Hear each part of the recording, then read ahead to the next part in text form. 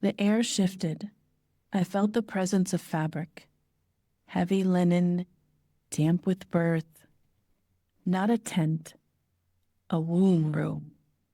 A woman's chamber sealed against the wind. The smell of afterbirth and warm oils filled my throat. I blinked, and the hall was gone. I stood near a woman, Leah.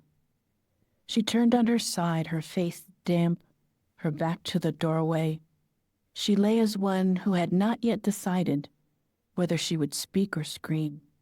Her hair clung to her neck. The afterbirth had already been cleared. The child, wrapped in a dark brown cloth and placed just beyond her shoulder. But she did not reach for him. She stared forward, eyes dry, lips parted, not in peace, in defense. The room held no joy, no singing, no men. Only the midwife, now asleep in the chair, and the presence of Leah's breath, measured, purposeful, tight. "Because the Lord has heard," she whispered.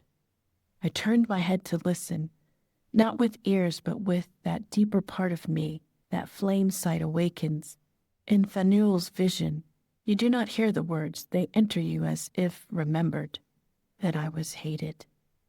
I knew the name would come. I had read the scrolls. Simeon, the herring one.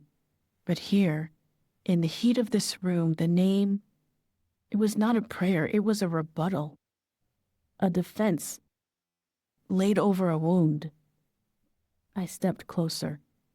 The baby stirred slightly, a faint hiccup, a motion of fingers, searching without sight.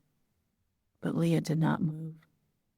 She looked at the space beyond the wall, toward a tent she could not see, where another woman surely lay, smiling, perhaps, or laughing, or holding a man in her arms who should have been there for the birth of his second child.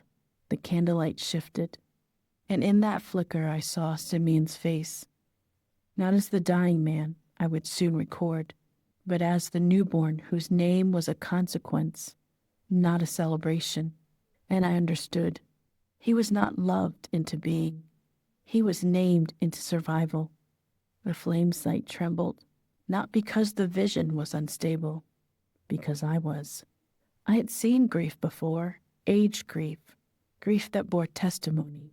But this was foundational sorrow. This was the beginning of a wound. And I felt Phanuel's flame at my back, cooler now, almost tender. He did not need to explain. The stillness around me did that for him. Simeon was not born into wrath. He was born into justification. He would spend his life making up for what his mother never received. And that changes a soul.